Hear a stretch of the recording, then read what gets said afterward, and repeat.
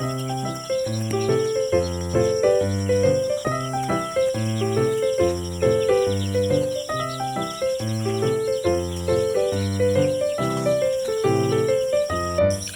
magandang gabi po sa inyo mga ka-farmer. Let's go farming na po. Time check 10:20 ng gabi. Naglagay na po tayo uli ng uling para magsilbing init nila dito sa brooder house natin. Kagabi po inilagay kong uling dyan, halos na ubos sa bandang alas 5 na ng umaga. Medyo may init pa rin siya, kaya yun na rin ang dami ng nilagay ko para umabot sila hanggang sa yung init, umabot hanggang umaga. Meron tayong mortality kanina po isa, tapos isa uli ngayon. Hindi po may iwasan yan kasi sa dami nila talagang hindi may iwasan, may lulusot, may tama talaga, pero okay lang, kasama naman po talaga yan at may pasobra po yan galing po sa ating supplier. Kaya mahalaga po na tama yung temperature ng ating brooder house. So iba nga po kapag sobrang liit ng mga sisiw, mas tinataasan pa nila yung temperature ng kanilang brooder house, lalo po sa mga malaking poultry. Maabot po ron 33 hanggang 34 degrees. Sa atin po, yung hanggat maaabot nating kayang init na ibigay natin sa kanila, ay ginagawa po natin para maiwasan po yung maraming namamatay at maging maayos po yung kanilang paglaki. Sabi ko nga po, diba, ito po yung survival stage nila. Ayan po. Ang ginagawa ko po pag itong mga first 3 days or 4 days, doon po ako naghahagis ng pagkain sa may karton. Kaya lang medyo marami-rami na ipot nila. Kaya dadalang-dalangan natin or baka maglagay na rin tayo uli ng ganyang feeder. Hindi ko pa inayos yung feeder nila kasi doon ko pa po sila pinapakain sa karton. Ang dahilan po para po yung paghahagis nyo ng pakain sa sahig o sa karton, nagkikreate po siya ng sound na napapamilyar yung mga sisiw na kapag maghahagis kayo ay kakain sila. Sabi nga po, tinuturuan natin silang maging kumain ng magana, habitual. Kaya at least siguro kada isang oras maghahagis kayo ng pakain doon sa kanilang lapag. Pero kapag ganyang marami na po yung dumi, edi kailangan nyo na maglagay ng feeder.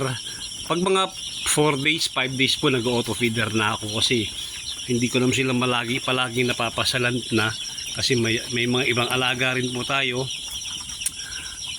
Kaya yung auto feeder ang nagiging gamit natin, hindi ka nalagay ng lagay. Pag ganyan pong kalat-kalat yung mga sisiw natin, kaya bulog tong kumpulan kasi nabulabog kanina. Pero pagka uminit po ng maigi ito, maghihiwalay din po yung mga yan. Isang tipa po, halimbawa kapag kayo ay may mga sisiw na 2 day, 3 day old, ganoon po, huwag yung pawawala ng tubig.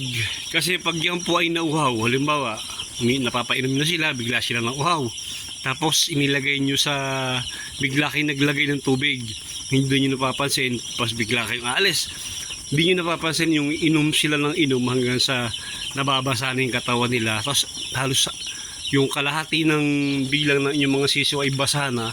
Pag ganun po karaming basa, magpapatong-patong po yan kasi sa lamig yung nararamdaman nila hanggang magkaroon na po ng patay. Ano po, para baga na-stampede sila. Kaya huwag iwasan nyo po na mabasa sila, lalo pagka nawawala ng tubig. Kung sakali maglagay kayong tubig, lamihan ninyo para di sila nagkukumpulan, para hindi sila pati nababasa. Ayan po, sa pangalawang araw po nila, may dalawa tayong mortality.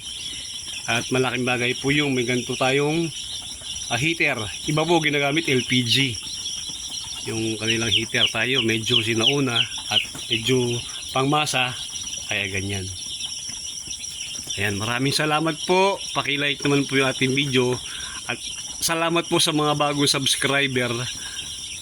May mga nag-message po na kung pwede i-refer ko sila sa aking supplier. Pwede naman po, ako hindi naman mapapahiya dun sa supplier, sa kinukuha ko ng sisiw. Kasi almost 3 years ko na po sa kinukuha ng sisiw.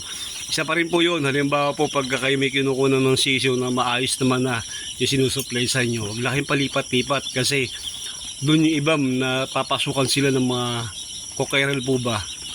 Magkataka ka, may sabing mura, bibili mo, tontuwa ka, nakamura ka, pero hindi mo alam, naloko ka na pala. May mga ganyan po talagang nananamantala. lalo pa sa mga baguhan. Pero pag matagal, pero hindi mo, medyo matagal na rin po yung naloko ko kaibigan nakaraan eh. Dapat kumbaga pakisamahan natin ng maganda yung ating mga supplier para maging matatag yung relasyon ng pagiging customer at supplier. Hindi nila papasukan ng anumang mga kalokohan na makasisira ng ating hanap buhay. Maraming salamat po. Mabuhay po kayong lahat at happy farming po.